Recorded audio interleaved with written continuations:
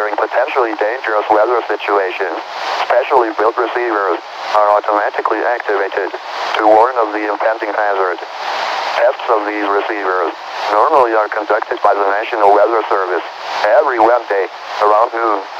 When there is a threat of or existing severe weather in the area on Wednesday, the test is postponed until the next good weather day.